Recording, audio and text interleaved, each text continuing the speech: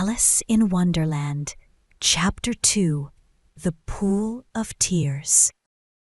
"Curiouser and curiouser," cried Alice. She was so much surprised that for the moment she quite forgot how to speak good English. "Now I'm opening out like the largest telescope that ever was. Goodbye, feet!" For when she looked down at her feet, they seemed to be almost out of sight. They were getting so far off. "Oh, my poor little feet! I wonder who will put on your shoes and stockings for you now, dears. I'm sure I shan't be able. I shall be a great deal too far off to trouble myself about you. You must manage the best way you can. But I must be kind to them," thought Alice, "or perhaps they won't walk the way I want to go. Let me see. I'll give them a new pair of boots every Christmas." And she went on planning to herself how she would manage it. They must go by the carrier, she thought. And how funny it'll seem sending presents to one's own feet. And how odd the directions will look. Alice's right foot ESQ, hearthrug, near the fender, with Alice's love. Oh dear, what nonsense I'm talking. Just then her head struck against the roof of the hall. In fact, she was now more than 9 feet high, and she at once took up the little golden key and hurried off to the garden door. Poor Alice! It was as much as she could do, lying down on one side, to look through into the garden with one eye. But to get through was more hopeless than ever. She sat down and began to cry again. "You ought to be ashamed of yourself," said Alice. "A great girl like you," she might well say this, "to go on crying in this way. Stop this moment, I tell you." But she went on all the same, shedding gallons of tears, until there was a large pool all round her, about 4 inches deep and reaching half down the hall. After a time, she heard a little pattering of feet in the distance, and she hastily dried her eyes to see what was coming. It was the White Rabbit returning, splendidly dressed, with a pair of white kid gloves in one hand and a large fan in the other. He came trotting along in a great hurry, muttering to himself as he came. "Oh, the Duchess! The Duchess! Oh, won't she be savage if I've kept her waiting?" Alice felt so desperate that she was ready to ask help of anyone. So, when the rabbit came near her, she began in a low, timid voice, "If you please, sir." The rabbit started violently, dropped the white kid gloves and the fan, and scurried away into the darkness as hard as he could go. Alice took up the fan and gloves, and as the hall was very hot, she kept fanning herself all the time she went on talking. "Dear, dear, how queer everything is today. And yesterday, things went on just as usual. I wonder if I've been changed in the night. Let me think. Was I the same when I got up this morning? I almost think I can remember feeling a little different. But if I'm not the same, the next question is, who in the world am I? Ah, that's the great puzzle." And she began thinking over all the children she knew that were of the same age as herself, to see if she could have been changed for any of them. "I'm sure I'm not Ada," she said, "for her hair goes in such long ringlets, and mine doesn't go in ringlets at all. And I'm sure I can't be Mabel, for I know all sorts of things, and she knows such a very little. Besides, she's she, and I'm I, and oh dear, how puzzling it all is. I'll try if I know all the things I used to know.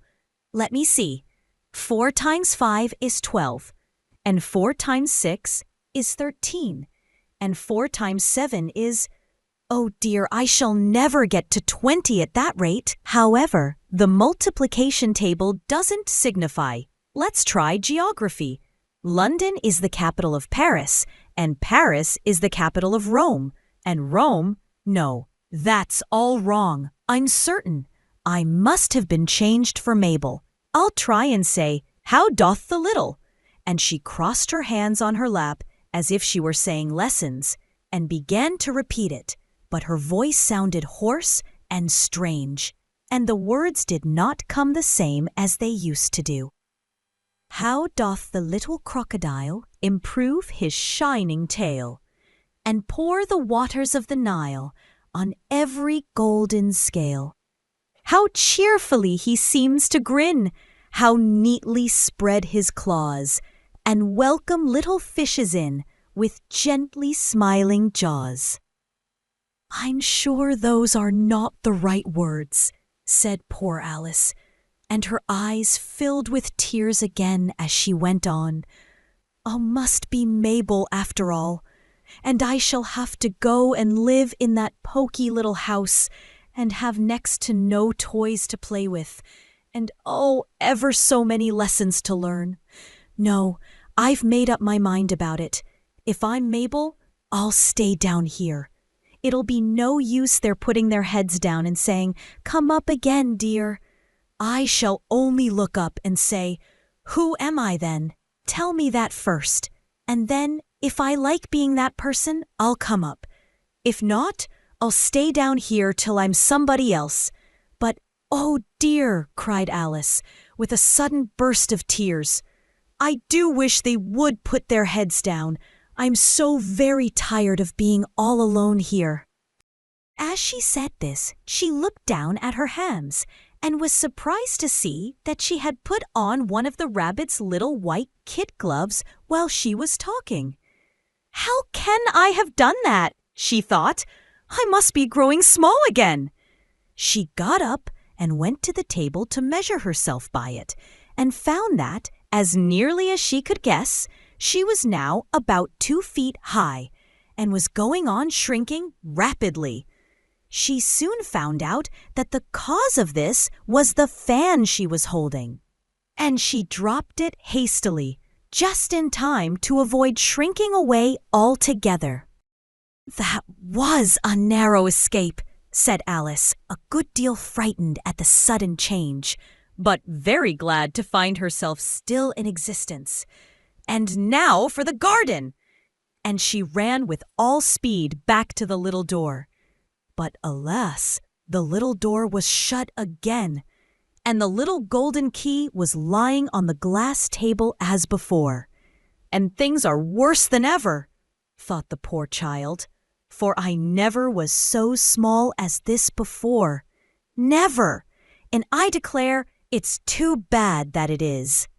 As she said these words, her foot slipped, and in another moment, splash! She was up to her chin in salt water. Her first idea was that she had somehow fallen into the sea. And in that case, I can go back by railway, she said to herself. Alice had been to the seaside once in her life, and had come to the general conclusion that wherever you go to on the English coast, you find a number of bathing machines in the sea. Some children digging in the sand with wooden spades, then a row of lodging houses, and behind them a railway station. However, she soon made out that she was in the pool of tears which she had wept when she was 9 feet high. I wish I hadn't cried so much, said Alice, as she swam about trying to find her way out. I shall be punished for it now, I suppose, by being drowned in my own tears. That will be a queer thing, to be sure.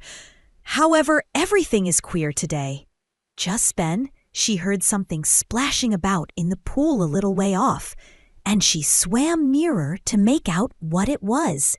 At first, she thought it must be a walrus or hippopotamus, but then she remembered how small she was now, and she soon made out that it was only a mouse that had slipped in like herself. Would it be of any use, now, thought Alice, to speak to this mouse? Everything is so out of the way down here that I should think very likely it can talk. At any rate, there's no harm in trying." So she began, "Oh, Mouse, do you know the way out of this pool? I am very tired of swimming about here, oh Mouse." Alice thought this must be the right way of speaking to a mouse. She had never done such a thing before, but she remembered having seen in her brother's Latin grammar, "A mouse, of a mouse, to a mouse, a mouse, oh Mouse." The mouse looked at her rather inquisitively and seemed to her to wink with one of its little eyes, but it said nothing. "Perhaps it doesn't understand English," thought Alice. "I dare say it's a French mouse come over with William the Conqueror." For with all her knowledge of history, Alice had no very clear notion how long ago anything had happened. So she began again, "Où est ma chatte?" which was the first sentence in her French lesson book. The mouse gave a sudden leap out of the water and seemed to quiver all over with fright. "Oh, I beg your pardon," cried Alice hastily, afraid that she had hurt the poor animal's feelings. "I quite forgot you didn't like cats." "Not like cats?" cried the mouse in a shrill, passionate voice. "Would you like cats if you were me?" "Well, perhaps not," said Alice in a soothing tone. "Don't be angry about it. And yet, I wish I could show you our cat Dinah. I think you'd take a fancy to cats if you could only see her. She is such a dear, quiet thing," Alice went on, half to herself, as she swam lazily about in the pool. "And she sits purring so nicely by the fire, licking her paws and washing her face, and she is such a nice soft thing to nurse. And she's such a capital one for catching mice." "Oh, I beg your pardon," cried Alice again, for this time the mouse was bristling all over, and she felt certain it must be really offended. "We won't talk about her any more if you'd rather not." "We indeed," cried the mouse, who was trembling down to the end of his tail. "As if I would talk on such a subject! Our family always hated cats. Nasty, low, vulgar things. Don't let me hear the name again." "I won't indeed," said Alice, in a great hurry to change the subject of conversation. Are you fond of dogs?" The mouse did not answer, so Alice went on eagerly. "There is such a nice little dog near our house I should like to show you. A little bright-eyed terrier, you know, with such long, curly brown hair. And it'll fetch things when you throw them. And it'll sit up and beg for its dinner, and all sorts of things. I can't remember half of them. And it belongs to a farmer, you know. And he says it's so useful, it's worth £100. He says it kills all the rats, and—" "Oh dear," cried Alice in a sorrowful tone. "I'm afraid I've offended it again." For the mouse was swimming away from her as hard as it could go, and making quite a commotion in the pool as it went. So she called softly after it, "Mouse, dear, do come back again, and we won't talk about cats or dogs either, if you don't like them." When the mouse heard this, it turned round and swam slowly back to her. Its face was quite pale, with passion, Alice thought, and it said in a low, trembling voice, "Let us get to the shore, and then I'll tell you my history, and you'll understand why it is I hate cats and dogs." It was high time to go, for the pool was getting quite crowded with the birds and animals that had fallen into it. There were a duck and a dodo, a lory and an eaglet, and several other curious creatures. Alice led the way, and the whole party swam to the shore.